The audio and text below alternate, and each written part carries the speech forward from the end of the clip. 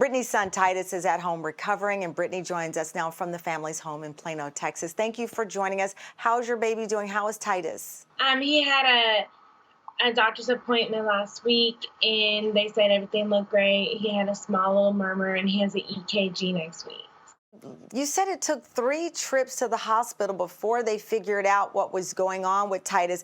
This all started at the end of the month. Did doctors ever bring up coronavirus to you? So no, I actually brought it up to them. They didn't want to test him for the first 2 times since he wasn't showing the heavy breathing or the other underlying health condition. It wasn't until the 3rd time that the doctor said right away that it was Kawasaki. Let me bring in Dr. Edith Brancho-Sanchez. Dr. Edith is the Director of Pediatric Telemedicine at Columbia University Medical Center. That's in New York.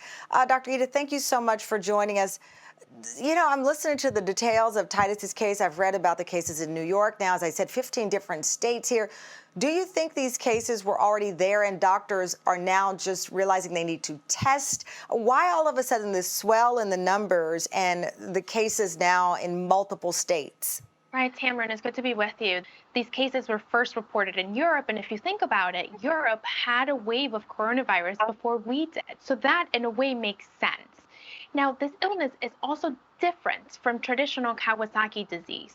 So I don't believe that this was with us before coronavirus. This is a distinct new illness, and we're seeing it now because what we believe is happening is that we're weeks out from having the primary infection in some of these kids. There's a case out of Baltimore, doctor, where there was I believe she was 15-year-old child. Her parents reported stomach pains and a rash, and she later passed away. Her mother says that she was a healthy child. So we're looking at this wide range from the severe, which in Titus's case, 104 temperature and all of those physical signs that you could see outwardly, to this child, 15-year-old with stomach pains and a rash. And I think most parents would not take their child immediately to the ER for a stomach pain, and certainly not now when we're told only go to the hospital in extreme cases. Right. This is challenging for both pediatricians and for parents. If you need to have a reliable way to reach your pediatrician, and you need to trust your parental instincts. We just keep hearing that the parents knew that something wasn't right. And these kids with this new syndrome are sick. These are not the kids that are running around with a mild, low-grade fever. They have high fevers that persist. They look sick, and they have symptoms that come with the fever. I hear a lot of adults getting the antibody test. If you are able to get an antibody test for your baby, should you do it? I think if you're able to, in an ideal world, yes. I don't think we have a sense in this country of just how widespread this illness has been in children.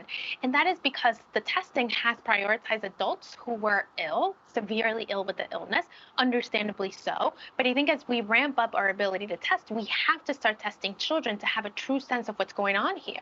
Should we be concerned? Is there one particular group of kids more susceptible? And I say that because in the initial stages of the coronavirus crisis, we talked a lot about how the numbers were showing more men dying from the illness.